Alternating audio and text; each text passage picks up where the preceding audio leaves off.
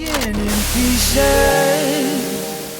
When the truth comes out. Well, hello, everybody. Happy Good Friday. It is Good Friday. It's Easter weekend. We're getting ready for all of the festivities.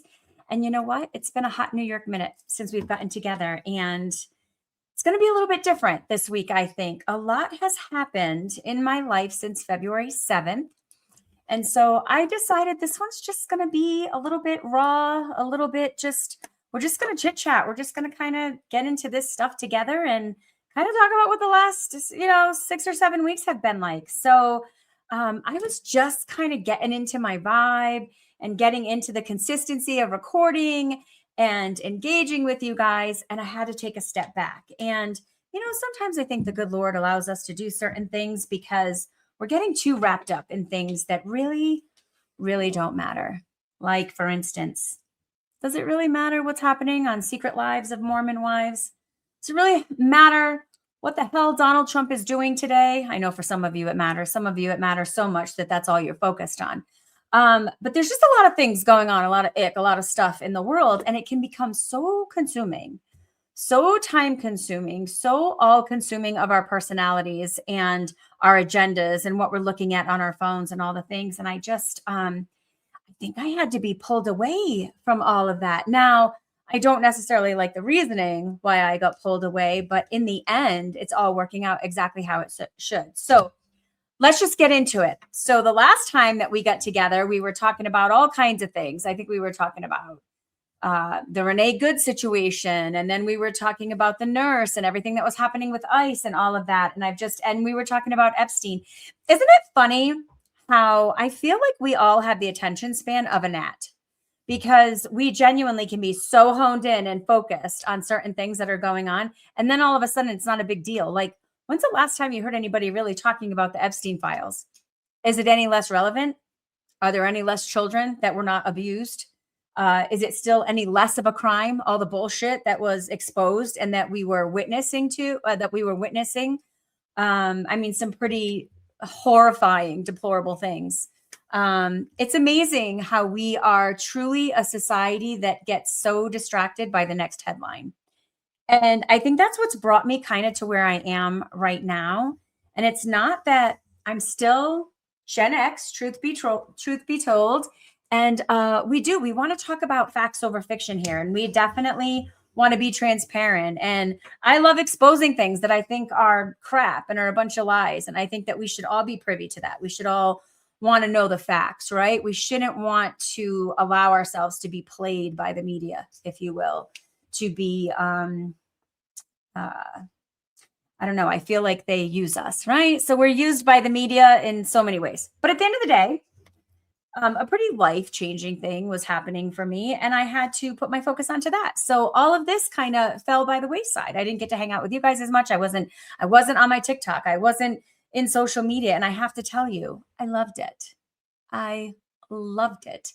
It was so refreshing to get away from it for a minute. So back in February, first week of February, I started getting the sense that my dad was not doing well. I could just tell. I could tell when I would call and I would talk to my stepmom, and I noticed that my dad was answering a lot less and she was answering a lot more, and he wasn't talking directly to me. Now, to give you a little backstory, I'm going to be really transparent. I'm going to share a lot about my life here, a much more personal part about my life and my childhood and all the things. My dad was a single dad. He raised my sister and I all by his lonesome. He took custody of us. My mom was not equipped to be a mom when we were little. And I'm going to show you a picture. So when we were like 3 and 4 and 5 years old, my dad saw that the way that we were living was just not, my mom wasn't equipped. Okay. And so in the 70s, I was born in 73. My sister was born in 75. It was pretty unlikely that a man would take custody of 2 little girls. But he did. And with the help of my aunts, with his sisters, they all came alongside him and he raised my sister and I. And I think he did a pretty good job, if I do say so myself, especially for someone that was not, my dad was not equipped with mean, he wasn't a mom, right? And so he was going into this blindly, and you have two little girls, and you're just thinking, oh my gosh, like I've got to make sure that I can handle this. I'm going to have two little girls as they get older. They're going to need their hair braided. They're going to be wanting dresses. They're not going to be wanting to play. So you would think, but my dad raised us the best way he knew how. And I grew up loving football.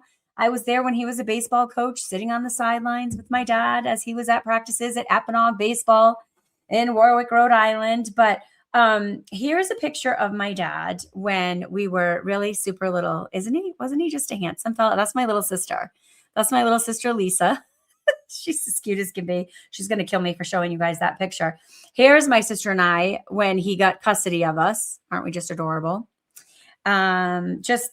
Yes, I love it. And then here's my sister and I on Easter weekend with my dad when we were just tiny tinies. And so, yeah, my dad raised us.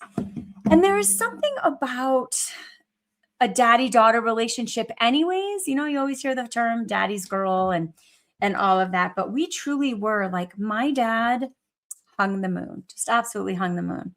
And so you have to know, when I moved to Rhode Island, when I moved to Colorado, I moved to Colorado in 1998. I was in my early 20s. I was 24 years old. And I had a little boy myself. He was 4, getting ready to go on 5. And when I moved out here, it was this, I didn't know anybody. I didn't know a single soul in Colorado. I decided that I wanted to live here because I wanted to get away from Rhode Island. I wanted to get away from all the trauma. I wanted to get away from all the bull crap. And I wanted to prove to people that I was capable of doing this thing. You know what I mean? Because I was a single mom. I was 18 when I got pregnant. Everybody assumed I was going to be on welfare. Everybody assumed that I'd be a failure. I lost out on a full scholarship to Parsons School of Design. I was going to be able to go to Florida and go to school there. I wanted to get into fashion merchandising. And those were like my big plans. But, you know, the summer of my senior year, going into my senior year, I made some decisions that changed the trajectory of my life. Now, I have to tell you, my dad was super disappointed, gravely disappointed. I could say he was disappointed in me, but I think he was just disappointed that he wanted so much more for my sister and I. And we grew up like uber poor for the most part. It was a struggle. It was a struggle growing up. And we did not come from great means by any means. So with that being said, like the first 6 months of my pregnancy, he didn't even speak to me. He was so devastated. He was so upset. But then eventually, I think my grandma got him to warm up and be like, you know, Jimmy, she's going to make her own bed. She laid in it. Just let her do her thing. And he came alongside and supported me. But by the time my son got a little bit older, I decided it's time for me to fly the coop and I'm going to go somewhere where nobody knows me. So nobody has any past impression of me and nobody has any idea about me, my life, where I came from, being the child of a divorce, being the child, you know, being raised by a man and, you know, getting knocked up at a young age and making the choices. I'll never call it a mistake because Gregory was the greatest thing that had ever happened to me at that stage of my life. I really, truly believe he saved my life and we grew up together and, he's a remarkable human being. This world's a better place because he's in it. It's a better place because both my boys are in it. But I will say it was no small feat and it was complicated. And so anyways, I was stubborn and arrogant and I wanted to prove to the world that I could do this. So I came out to Colorado arrogantly all by myself because I figured I could do this. And my dad drove me out here. He was proud of me. My dad was the kind of dad that had me convinced that if I wanted to be a brain surgeon, I could be. Now, I'm telling you, you'd never want to put a scalpel in my hand. I'm not someone you want anywhere near your anatomy. When it comes to taking care of you, I'm no nurse. I'm definitely no Florence Nightingale. I'm awful with the sick. But he would have me convinced and believing that if I said I wanted to do that I could do it. So when I came out to Colorado, there was nothing that was going to stop me. And there was nobody that was going to tell me that I couldn't do what I wanted to do. And I will tell you, within the first 2 years of being in Colorado, I had gotten into marketing. I got into this. I was with a startup company. It was a real estate marketing company. And within a couple of years, I was VP of the largest real estate marketing firm in Colorado. So I worked my ass off and I did quite a bit. And I think one of the reasons that I convinced myself that I could do it, because the truth is I had no business doing what I was doing. I had no formal education. I never went to college. I just was like, If I love it, if I'm passionate about it and I can learn about it, I can be just as good as someone with an MBA. That's literally what I convinced myself. And clearly I was capable of doing it. And I owe a lot of that to my dad because he convinced me that I could. And so I've been living out here for the last 28 years. Now, in that time, I've had a lot of family follow me here. My mother, who I didn't have the best relationship with, followed me here. My sister followed me here. One of my dad's sisters followed me here. My two brothers came out here with my mother. So all my siblings were here. I have two half brothers, and then there's my sister. My cousin DJ followed me out here. So I had a lot of family follow me out here, but the one person that I always wanted to live out here was my dad, because my dad and I talk every day. Every single day. He's my best bud. My dad, I'm 52 years old, and my dad will call me to tell me what the weather is so that I can be prepared and equipped. He's still parenting me at this age. It's really sweet. And if he doesn't call me, I'm there. That's an alert that sets off an alert for me. Something's wrong, because there's nothing in this world that would keep my dad and I from talking every day. So you have to know, come this past February, when I started to talk to him less and less, I thought, this is not sitting well with me. Now, 2 years ago, my dad was diagnosed with liver disease. He has non-alcoholic cirrhosis of the liver. It's genetic. My aunt died from it a couple of years ago. And it's been terrible. It's been terrible to be witness to. It's an awful disease to watch any family member go through. But we've been managing it.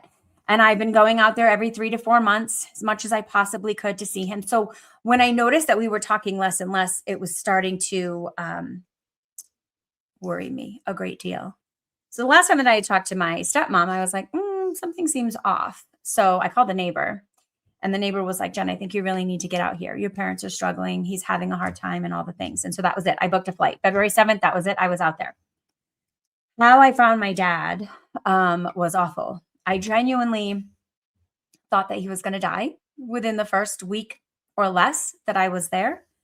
And I ended up being out there for about 6 weeks, roughly 6 weeks. And in the time that I was there, we went I called the ambulance right off the plane, like right when I got off the plane. And they brought him to the hospital. I will say, Rhode Island hospitals are not my favorite. The hospital that my dad was in, it literally, and I am not being dramatic, it felt like a third world country. There were people in the hallways vomiting everywhere. There were no rooms for people. It was just, it was heartbreaking to see my dad in this position, in this situation. And I hated that he was there. And so I was just hustling, constantly trying to get him into a facility that would be far more suitable to take care of my dad for the condition that he was in. Some of the doctors, when I first got there, were giving us the impression that we weren't sure that we would get weeks out of my dad. So I was devastated.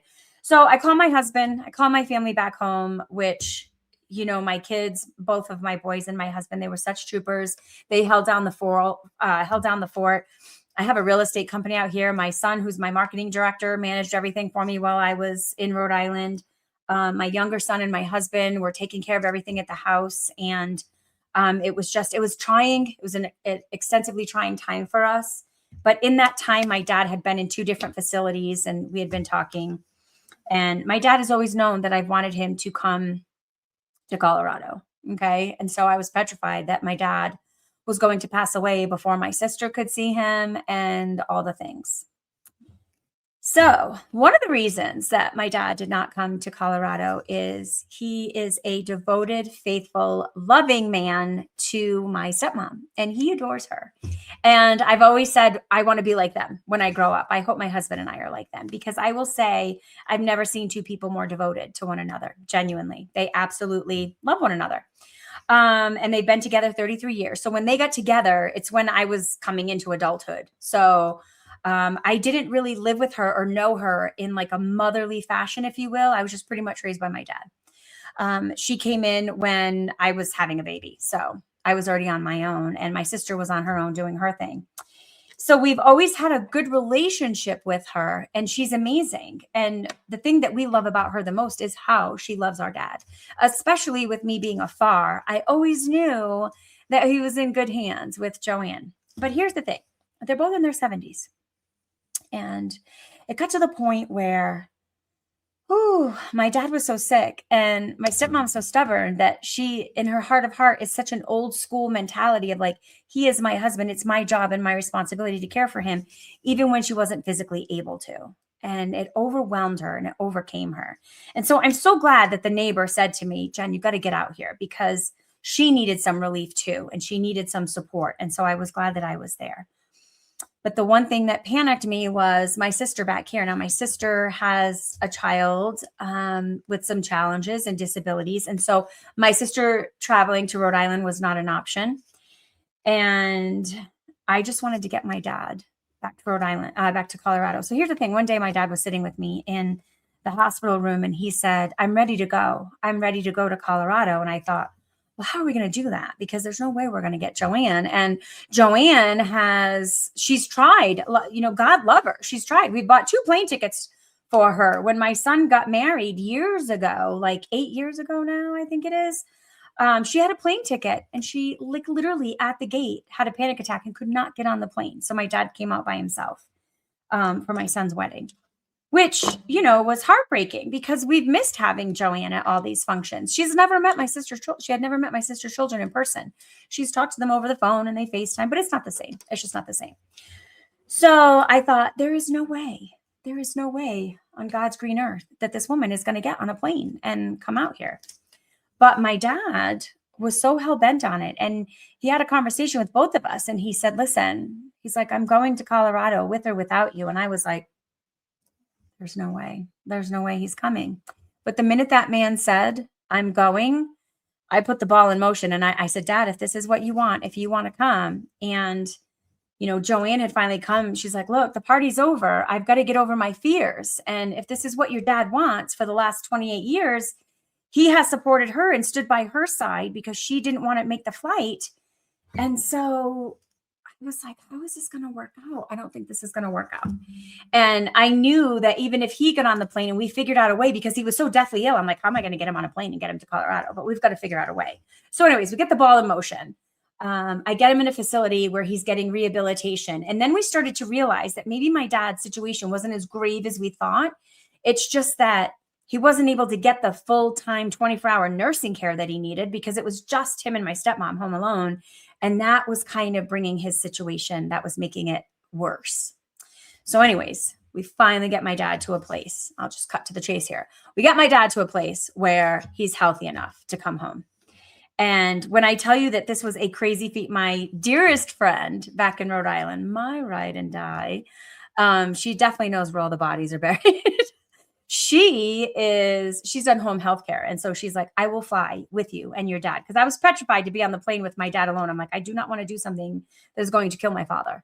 And I don't feel like I'm equipped to travel with him alone with all the conditions and the complications that he has. And so she's like, no, I'm going to fly with you. So we all flew together and we left Joanne.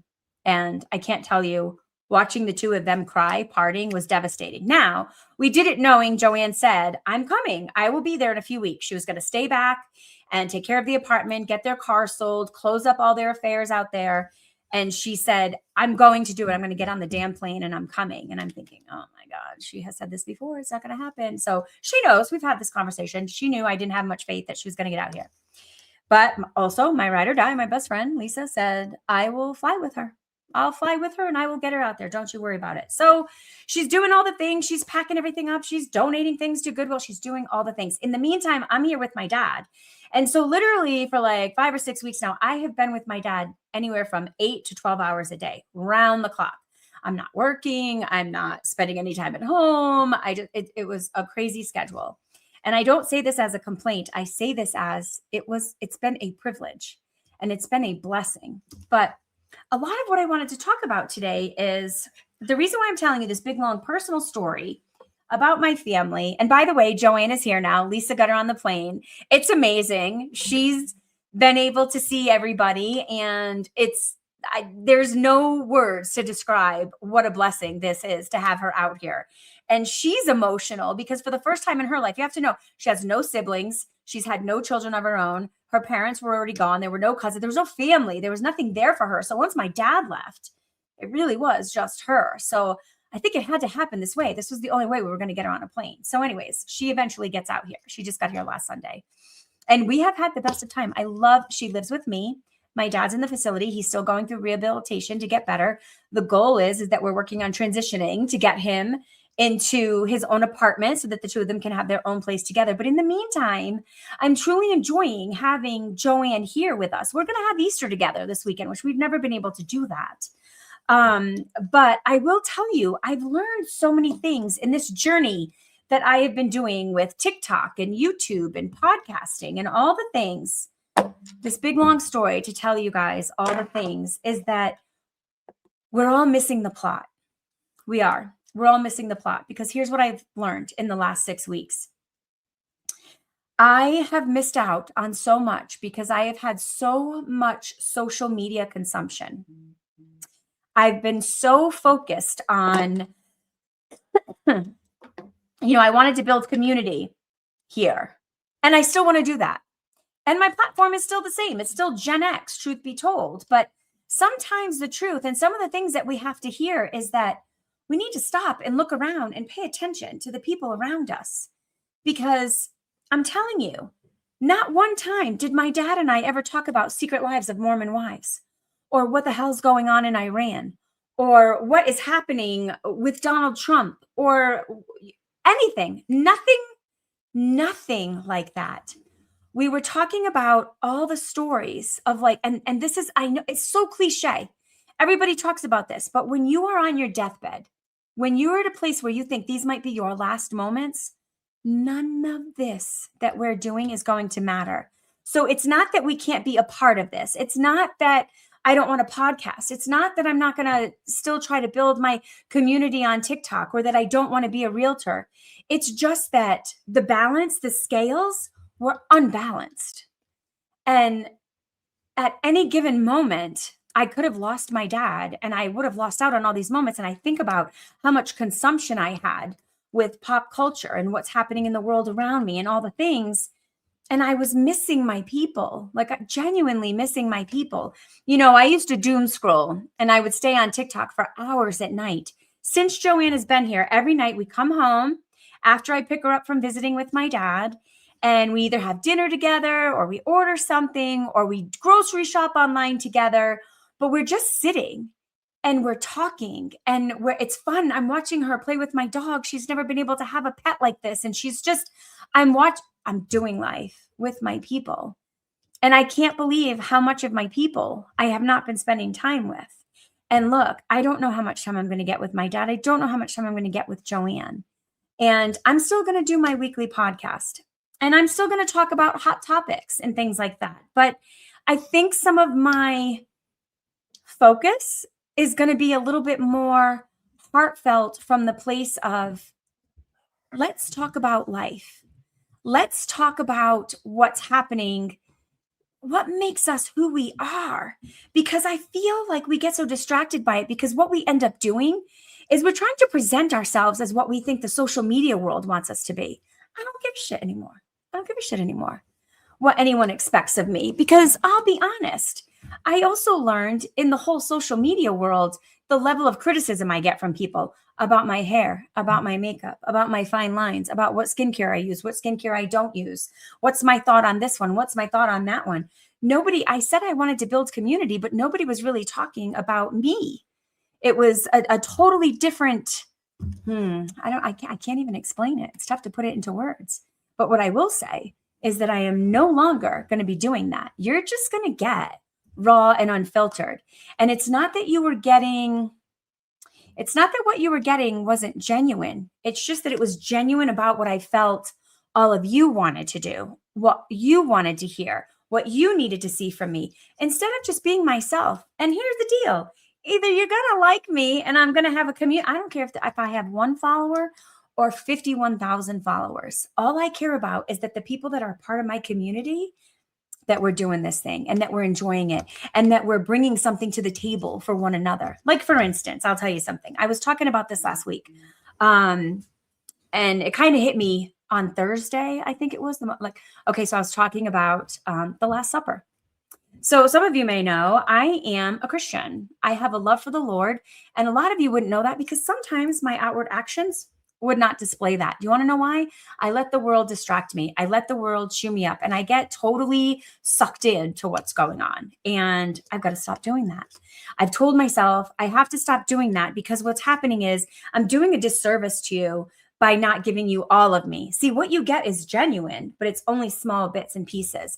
There is a much bigger part of my world and a much bigger part of my life that is far more important than any of this. And that's my walk with Christ. That is my ability to go through life knowing that I have this safety and this protection and this freedom, knowing about eternity and beyond, and knowing what he did for me this Holy Week. And it bothers me if this is the only time that I'm going to talk about it. I don't want to talk to you guys about it just like the week of Easter. We should be like if something awful is going on in my life, like what you should know is that when I was in my father's hospital room with him, I was literally holding his hand when he didn't recognize me. He had hepatic encephalopathy. And he was so far gone. He didn't know who I was. He couldn't say my name. He thought it was 2001. He thought President Bush was the president. He was so out of it. And I was literally laying hands, praying and giving it all to God. That is part of the story that I haven't shared with a lot of people. And I just prayed over this man and said, God, your will be done. Your will be done. If your will is for this man to get healed enough to come home and be with our family, let it be done. If it is not, and this is where we say goodbye, let it be done. But that is the biggest part of my life. That is the way I feel about everything in my life. You guys don't see that part of me a lot. I don't show that part a lot. And I don't know why. That's the part I should be showing you the most. When you see, like, when the world is going batshit crazy about all the things like ICE and Trump and Biden and Kamala Harris and the Iran war and Bondi and Christy, all the things. Do you want to know why you don't see me necessarily freaking out? He knew this was all coming. He has a plan in all of this. I trust him. So I tend not to freak out about a lot of it. And I just ask him to guide me to be someone that on the outward people are seeing that that's where my joy comes from, that my hope in him is where my calm comes from. That's where my peace comes from.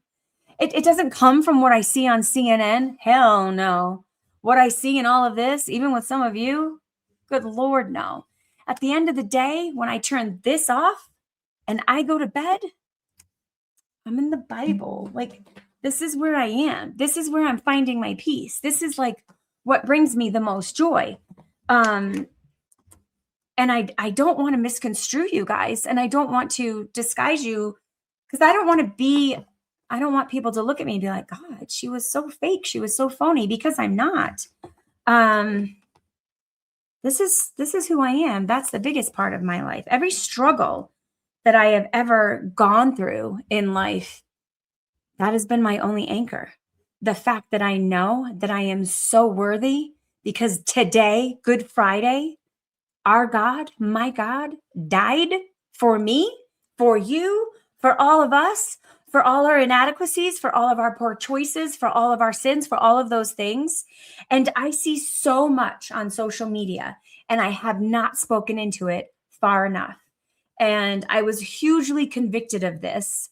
And I talked about this a little bit on my TikTok this week. I was gravely convicted when I was with my dad, and definitely this past week. And I think really what happened is I got to this place where I thought, oh my gosh, I speak truth into a lot of things. Thus the whole JennX truth be told.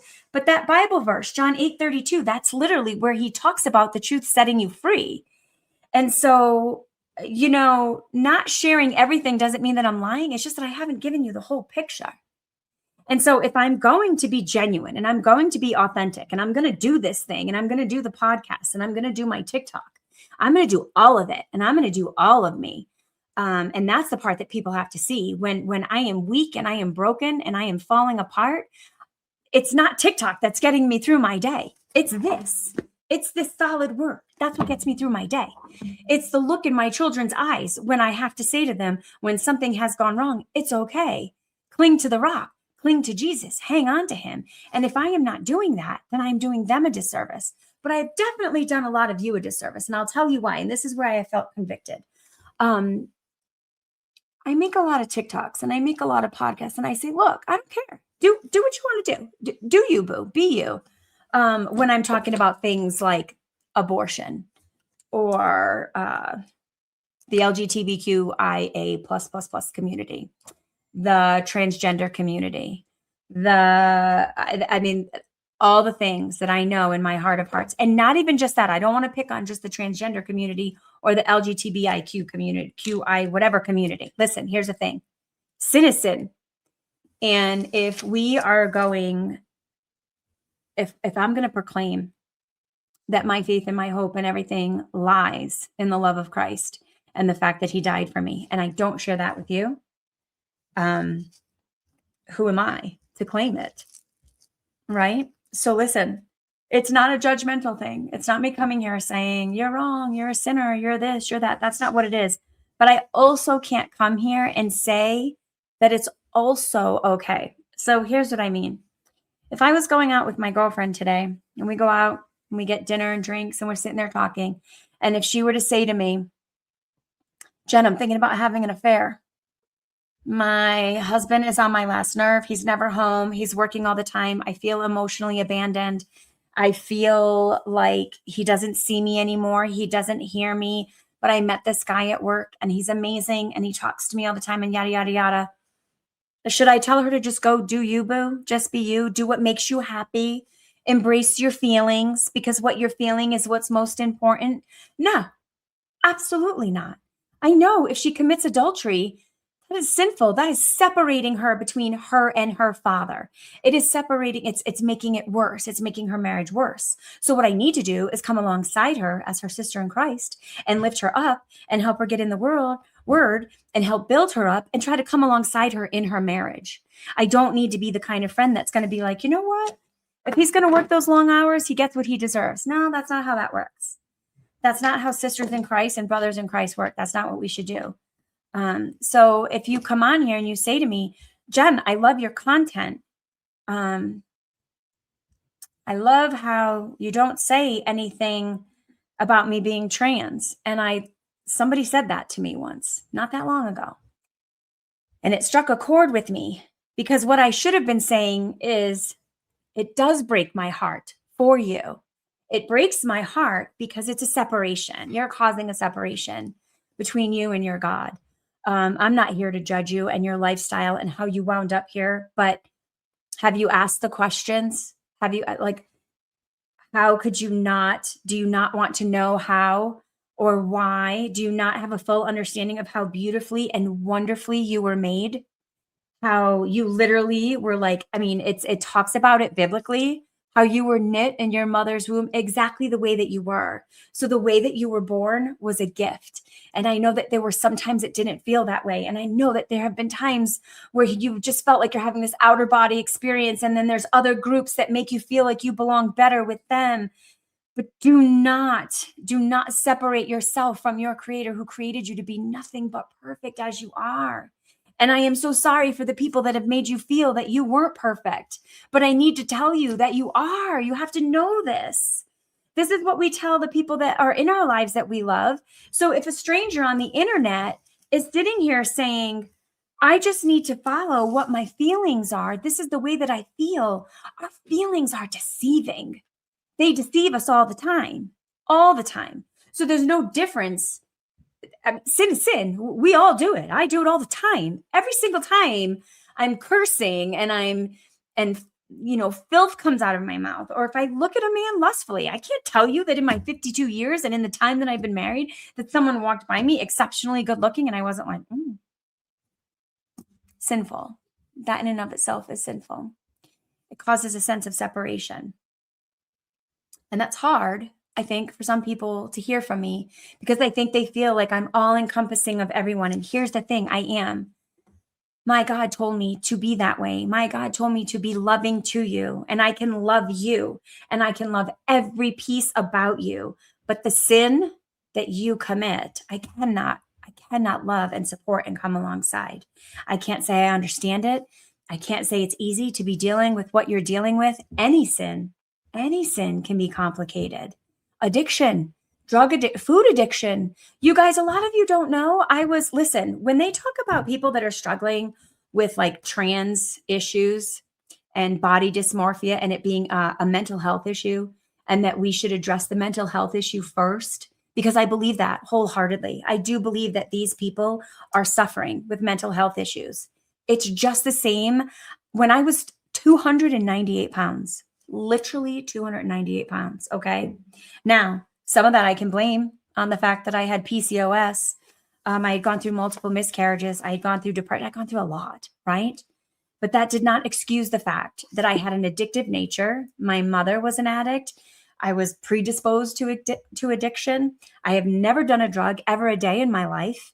I've never smoked a cigarette. And so I thought my whole life going through life, I'm like, well, I'm like a super goody two shoes girl because I've never done any of these things. However, my big addiction and my big thing that stumped me my entire life when things were feeling wrong or sad, food. It made me feel good. So it didn't help that I had PCOS. It didn't help that I was going through depression. I had all these other things going on. And I ended up getting to a place of 298 pounds. Whose fault do you think that is? Do you think that I could spend the majority of my life just blaming it on PCOS? No, I was struggling with mental health issues. I genuinely was. I was depressed. I was suicidal. I had a lot of things going on in my life. And the only thing for about 3 seconds when the food was in my mouth, it would make me feel good. I could eat a whole freaking pizza all by myself. And then I would be deathly ill afterward. And then I would feel very sick. And I just kept getting bigger and bigger. And then it got to the point where it's like, it just becomes this way. And then, do you want to know how some of my Christian brothers and sisters were doing me a disservice? They weren't telling me to put the brownie down, right? Would you ever say that to an overweight person? You probably shouldn't eat that brownie. Okay, well, gluttony is a sin. It was very gluttonous for me to eat the way that I was eating. In no way, shape, or form, a lot of the times was I hungry when I was eating that food. I wasn't hungry. I was sad. I was depressed. I was hurt. My husband had left me. He was having affairs, not the one that I'm with now, was having an affair, left my son and I just kept eating. That was the only thing that made me feel better. And then it got so out of control that it seemed like I could never turn back from it. And I feel like there are people out there that are struggling from a multitude of sins, a multitude of mental health illness, all different kinds of things. But we just want to make everybody feel better. So we're like, it's okay. It would have been better for someone to say, Jen, let me come alongside you. Tell me why. Why are you eating 4 Reese peanut butter cups? Why are you getting that third helping? Like, what's happening inside, honey? Because you can't be that. I can't imagine. It would have been really complicated because they probably felt like they would have hurt my feelings. And, telling someone that they're overweight and gluttonous is not an easy thing to do. It's just not. But it was not good for me, my heart health, my body, my joints, nothing. And it's a struggle that I fight all the time. I mean, I'm literally dealing with it right now. I'm feeling so self-conscious because I've been diagnosed since I went through menopause with lipedema. And now I'm trying to do anything and everything I can to get this freaking weight off of me. So anyways, that's another story for another day. But I guess what I'm trying to say is you're going to see you're going to see a side of me that I've probably disguised for quite some time that a lot of you don't see. Some of you do on my TikTok, but I just can't be complacent anymore in where my walk with Christ is. And I can't pretend like some of the things that some of you say are okay. Now, what I can tell you is, regardless of it, I'll love you regardless. I wouldn't show you love. And I am not in the place of judgment, especially if you are not a Christian, because the truth of the matter is, if you don't know Christ, if you haven't accepted Christ, if Christianity is not a way of life, a lot of the things that I speak of are falling on deaf ears. It's not going to make sense to you anyways. So I would never hold that against you. What I want to do is, if you aren't and you don't understand that and you don't know the freedom that comes in knowing and accepting Christ as your Savior, that is what I want to share with you so that you can maybe overcome some of the things that you're dealing with in your life, with the mental health issues and sinful nature and all, because it's going to be there whether you are a Christian or not. You know what I mean? Like, that's not something that's just going to go away. And I think that was the one thing that I found the most peace in, is that every day I wake up knowing that the day before I've committed at least one sin. I've yet to have a perfect day on this life, But I know that before my feet hit the ground, I can literally just get on my knees and just say to God, I effed it up yesterday. And I struggled with it. And I'm going to ask for you to come alongside me and give me the strength to struggle less today. I won't be perfect, but boy, help me not keep committing the same things over and over again because I'm tired. Take this cup from me. Literally, the night before Jesus was crucified, he literally was sweating, crying, tears of blood, and literally did not want to go to the cross, and just constantly and just said, your will be done. If this is your will, let it be done. But if not, take this cup from me. And so there are some things that I have been struggling with my whole life. And every day I'm just like, oh, Lord, help me through this. Take this from me, but your will be done. And I try every day to do that. And I don't want to hide that piece from you guys anymore because I feel like I have. And I don't want to have, those two-sided faces, and I don't want to be that two-faced person where you see me on here and you see, because that girl, a lot of you started following me because of a rant that I had, and I was wearing a green shirt and I was flipping out and I was screaming and I was cursing and I was all genuine. I was effing pissed and I was mad and I was angry. Did I handle it in the most God-honoring way? No. But everything I said is still factual, and everything I still said, I believed. And that's who I am at the heart of me. I just need to find a way to do it in such a way that is not disappointing to my God. And I can do that. I can still have the same opinion and not do it and do it without saying mother effer. I can still be angry. I mean, Jesus went into the temples and flipped tables. There's righteous anger. We can have righteous anger, but there's just this, I have to find the balance with it. You know what I mean? Because sometimes I do struggle with that and I lose. Like I just lose it. So you're going to see that. So I don't want you guys to think that I'm being a hypocrite because I'm not. I'm just flawed and I'm sinful. And I don't want to do that. I don't want to do that with you guys anymore. So I hope you stick along for the same content because you're going to get the same content. We're going to still be talking about a lot of the same things, but I'm going to stop alleviating a lot of the things that are also very important to me. So you're just going to get more. So just look at it as a plus. You're going to get more J-Lo. But anyways, I hope as you guys go into this weekend that you have a true understanding of what this weekend meant. It's not just about which the bunnies and the Easter eggs and all the things are a true joy. I love it. I love doing it with my granddaughter and my kids, and it's so much fun. But let's not forget that last night, Jesus was remembered for the Last Supper. That was the last time he was with his disciples. These were people that were supposed to be his ride or die, and this was his last meal with them. Some of them he knew were going to betray him. Peter denied him 3 times. Judas gave him the kiss on the cheek to send him to the crucifixion, to send him to the cross. So just remember that in this story, there's one person that we forget about a lot, and that was Barabbas. And that's the one that could have gone to the cross. And instead of, we are him. But instead, Jesus took that place and he went. And if you've never seen The Passion of the Christ, you should watch it, because when you read and have a true understanding of biblically what happened to him that day as he was walking through with that cross on his shoulder, and the gentleman that came along and helped him carry that cross. And when you think about him being flogging, if none of you know what flogging means, look it up. Really get a true understanding. It wasn't like he wasn't tied up there. I mean, he literally, the nails were like this big and like this round. He was tortured for you, for me, for all your inadequacies, for all of it. So stop hiding behind it and accept the fact that you are perfect in his eyes and that you are loved and you are the child of the King. You are the daughters and sons of the King. If you don't know that, that breaks my heart. You need to know. I want you to know. Ask me, message me, come to my TikTok, JennL124. I'm on there. Find me, have conversations with me. I've had many amazing conversations with people that say, I never knew this side of you. This is the biggest side of me I want you to know.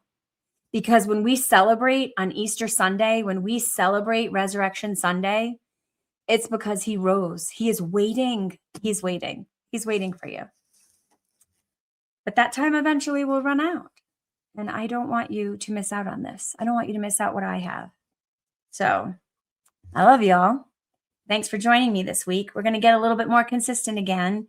Thanks for forgiving my absence, but family called and my daddy needed me. So maybe I'll bring him to you guys too, because I bet he'd love to see you guys. But anyway, I love you.